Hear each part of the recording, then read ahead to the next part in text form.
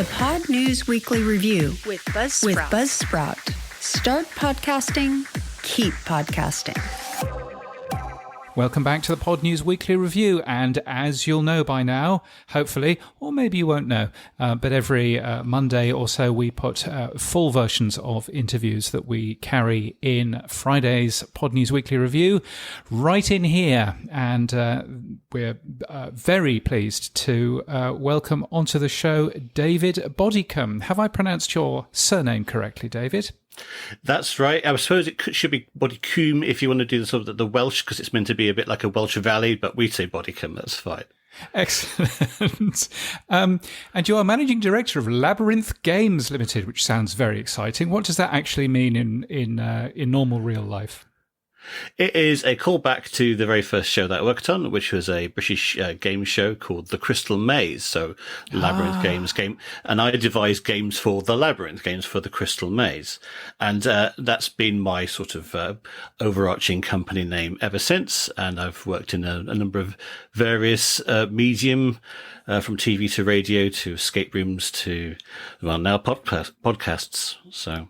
Yes, and one of the podcasts that you're doing is Lateral with Tom Scott, which is on my Overcast queue. So every so often, Tom Scott dives into another 25 minutes of that. I enjoyed listening to it the last time when I was walking around Munich in the sunshine, which was a very lovely and slightly weird thing. Lovely. So we have quite a lot of German fans, actually, so you would have been in good company. Well, there you go. And of course, the ad breaks for all of a sudden speak German when you're doing that. So that was a very peculiar thing. Yes, all very clever technology, yes. Yes, that's exactly it. So you emailed right at the beginning of the year, weekly at podnews.net. Thank you for doing that. And I think one of the reasons why you had emailed is we were a bit sort of grumpy about video. And in fact, I may have said, what is the point of video on a podcast? Now, Lateral with Tom Scott, you've been making video for socials and that sort of thing. And you sent this very well put together email basically saying why video is actually a good thing and why I shouldn't be talking it down. What were you saying there in terms of the benefits of adding video to a podcast, particularly one with 4 different voices as yours has? Yes, well, we come from a slightly different background because our host, Tom Scott, is a famous YouTuber. So, of course, when we launch a podcast featuring him, everybody's going, that means that it's going to be in full video, right? And we said, well, we'll see how it goes. And we actually found that shorter YouTube clips work better for us. But in terms of the benefits of what the video brings, it's a case of we are a panel game, and so like watching people's reactions is a good thing. That if you have 4 people's voices, we try and introduce them slowly at the start so people get to know who is who. But some people do find it difficult, perhaps if they're neurodivergent or whatever, to and keep track of the conversation sometimes. And also just we have a lot of people who English isn't their first language, and so being able to see and hear words spoken in context with the knowing who's saying what and to whom, and with the facial expressions, it all adds up to helping understand what's going on. Yeah, and that's an interesting point that you just made about right at the beginning. You're quite slow to introduce. You actually hear a good amount of words from one person before you move on to the second and to the third guest, which is something that, as a listener, I've spotted, but I didn't realise the thinking behind that. That's really interesting. Yeah, it's a technique that I borrowed/stole from Radio 4 panel games. I actually used to appear on a long time ago on a BBC panel game called Puzzle Panel, and we would bring a puzzle to ask the others, and Lateral's got quite a lot in common with that. And yes. being able to introduce everybody slowly without sort of like the immediacy of having to crash into, in YouTube terms, straight into the content is fairly important for us so that we know who's who. Yeah. Yeah, that's really interesting. And in terms of the transcripts that you produce, you're not just running an automated transcript engine and just throwing those in, are you? You're actually spending the time doing transcripts properly, as I know that Tom Scott has always done. Yes, he's on record as saying that the transcripts are very important. We hire a professional transcript service called Caption Plus, who does all of our captions. We publish full transcripts on our website so that if you can't access them anywhere else, at least they're there. But we also burn them into all of our socials. And once the transcripts tag becomes a widely accepted thing that we can attach our files to, our VTT files or whatever they are, then we'll gladly do that.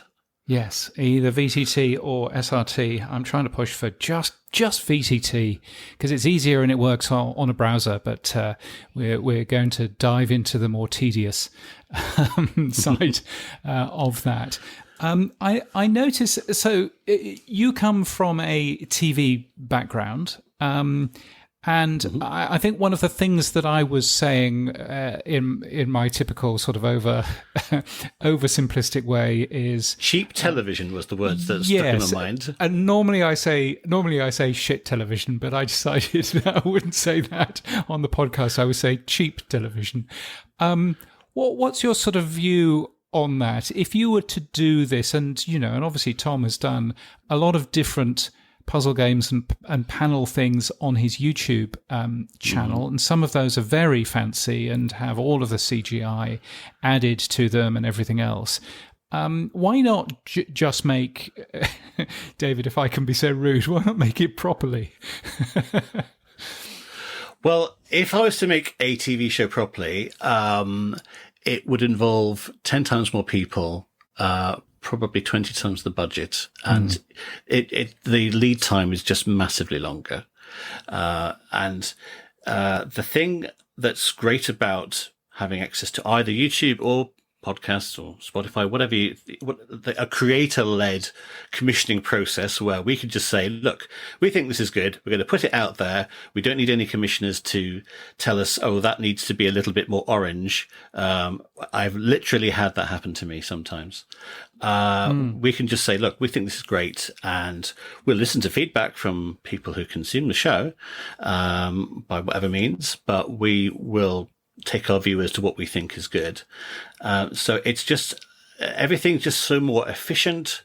I think the problem with formats that are regularly repeating, I think they work really, really well as podcasts because people expect them as like a weekly friend. Yeah.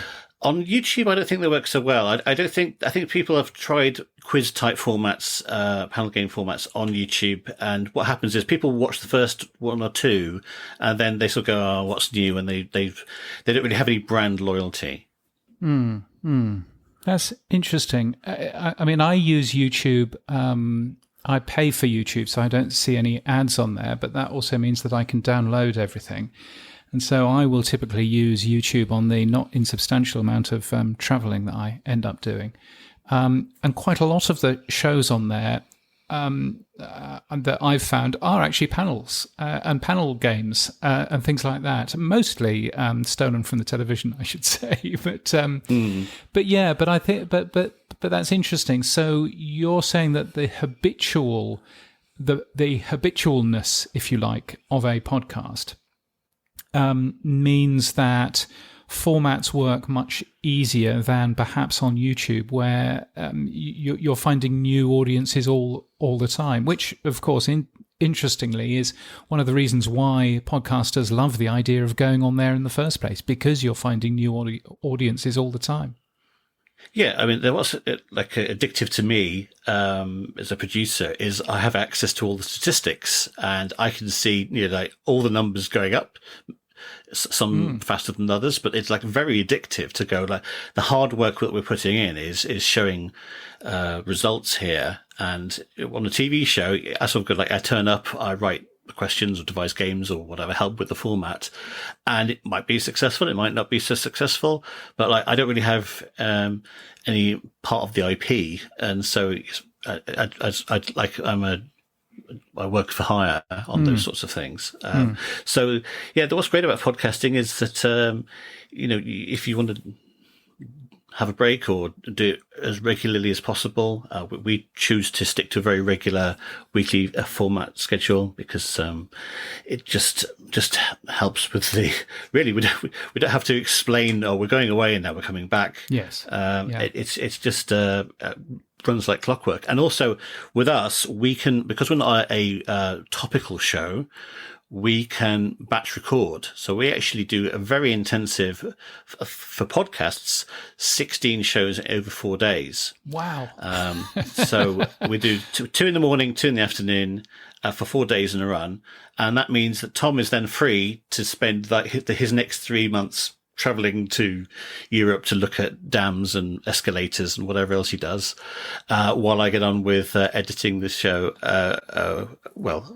I send off to get edited and coordinate everything and get the next set of shows ready. So I've got 2 questions out of that. I'll come back to the editing question, but firstly, what is Tom actually doing at the moment? Because he's not making his YouTube videos. Or at least he's not releasing them. Maybe he's making them, but he's making them more slowly now. What's he actually doing? Are you allowed to tell me? First of all, he's really enjoying his time off. I'm sure he is. That's the first thing he's enjoying. He's planning and scheming some things. You may see an announcement in the next mumble months, but I can't say exactly. But yeah, he's starting to get the itch to do things again. I don't think it'll be back to the weekly videos. I think he's put a tin hat on that. But he will be back. There's some very clever reuse of that material on Facebook at the moment, where I seem to be served a young Tom Scott video every single week on Facebook for some reason. I don't fully understand what's going on. But in terms of editing, you mentioned editing there. I saw someone from the Australian Broadcasting Corporation, the ABC, and they were talking about a brilliant podcast that they make that comes out every week called Are You Listening? And what they do with that is they film the whole thing in video, and then it's got lots of archive material in there as well. But they send it to 2 different editing teams, and one set of people edit it for audio, one set of people edit it for video. Does it make it harder to edit if you know that there is video there as well? So I got this wrong. Like when Tom started, he said, "Oh, well, what we'll do is we'll just completely edit the shows in such a way that audio and video are going to be in lockstep, and that way, we've got the whole audio, we've got the whole video, and the show can exist in whatever form in the future. It doesn't matter which version you listen to." And now that we're on Spotify and you have to flick between the video and the audio, then that's actually been a very good decision for us. So yes, I mean, that is definitely a editorial downside in that you either have to say the audio is going to have some pregnant pauses in it, which for us as a sort of a stinky panel show isn't too bad, or your video is going to have jump cuts in it. So if you've watched something like The Rest is Entertainment, in video, you sort of go, "Oh wow, they've really got a lot of jump cuts in here," when they've cut out a lot of the fluff in the chat. So we've got a brilliant editor called Julie Hassett in Dublin, who she sort of takes a view between the two. Yes, there'll be like any major dead ends will get chopped out, but not for really very much. But there might be like 1 or 2 moments where there's like a pregnant pause that ideally you'd want to take out, but we can't do it because it would ruin the continuity of the video. But it works 95% better than I thought it would do. Yeah, no, that's really interesting, and I think it's that Spotify, has driven us. And to be fair, YouTube Music will have driven us to do much the same sort of thing as well in making sure that the audio track for the video is just what you get, which is a very different world, I think, than, certainly the way that the ABC are doing it. But if you're a public service broadcaster, you perhaps have a little bit more cash to splash on these sorts of things. But I think if you've got the audio and you've got the video, at least you can recut it with manually or with the help of AI in the future. You're future proofed, and if people just suddenly decide that we all have to be watching these things on in like a 90-second blips or 30-minute long form or whatever, you don't have to predict the future as long as you've got the raw material. We can recut it. Yeah. Yeah, which makes a bunch of sense. There was a really interesting LinkedIn post from Josh Liston that we also linked to, I think, last week. He posted 4 reasons to put your audio show on YouTube. And what he was basically saying is, look, non-technical people are out there. Non-technical people really want to have a listen to your shows. And frankly, YouTube is on pretty well anything. With a screen and with a speaker. And so therefore it's just easier. People understand how YouTube works. YouTube doesn't change very often, particularly on their TV apps and things like that. So people just understand how the thing works. And I think that there's certainly something to be said for that as well. You also, of course, have comments and thumbs up and those sorts of things on YouTube, which you don't necessarily do on other platforms. So I think that was interesting. He did say, though, the caveat, this is Josh, the caveat I often hear about audio on YouTube is the extreme drop-off rate, which I believe is real. But I would say, he says, that the drop-off rate for almost all content posted to YouTube is extreme. I don't know whether you see all of the stats. You were talking about stats yes. Earlier. Do you see an extreme drop off rate for your for the shows that you're putting there or the clips that you're putting there? So that is exactly what happened to us. We put up the first episode on YouTube in full, and what happened is, we had a massive drop off. Only about 15% of people watched the entire thing, because people are not expecting on YouTube to sort of sit down and watch a 45-minute video. So we went, this is going to really tank our recommendation from YouTube, because if YouTube's going, oh God, only 15% of people are staying with this video, this can't be a great channel. So what we did was we said, look, let's for now do video clips. So what we did is we put up our best 2 or 3 questions, which last about 6-7 minutes, and put those up on YouTube, sort of either as a taster for people who don't want to listen to the entire show, and also as like an advertising to finding the show. And then if you like that, maybe you'll come across the full show. Whereas the retention rates on the podcast are huge. I mean, I think at the end, maybe 85% of people have listened right to the end of the final question. So, so there's the difference. 14% or so, I think it was on the video, and 85% on the audio. But that's an amazing tip of yours, to look at doing short form content as well in the same channel, because that actually helps the recommendation engine get more comfortable with the quality of the video that you have. Yeah, I mean, we're not huge fans of the way that YouTube has implemented podcasts and the way it's got these static weird things with the RSS and so on. And also YouTube pays less than the podcast on Spotify. So we use it as a entry point, but we're still the main way of consuming the full podcast so far is going to be via podcasts and Spotify. Yeah. Well, it's an excellent podcast. It's called Lateral. You can find it in all of your favourite podcast players, and you've filmed the whole all of them in video. Does that mean that at some point in the future, particularly on Spotify, which will be supporting video in full, does that mean that slowly and surely we'll begin to see some of the videos of the older episodes? So we had the foresight to edit as we went, because we needed them for clips anyway. So we just asked for the whole show to be done. So I'm pleased to say that all whatever it is, 120 plus episodes are already now in full-length video on Spotify. So knock yourself out. That's very cool. Well, David, thank you so much. I appreciate it. Lateralcast.com is where to go for more information about that particular show. Is there anything else that you're particularly excited of right now? No, well, not really. You do your own show as well, don't you? Well, I do in my own podcast with my friend Justin Scroggy called TV Show and Tell. It's about the TV industry.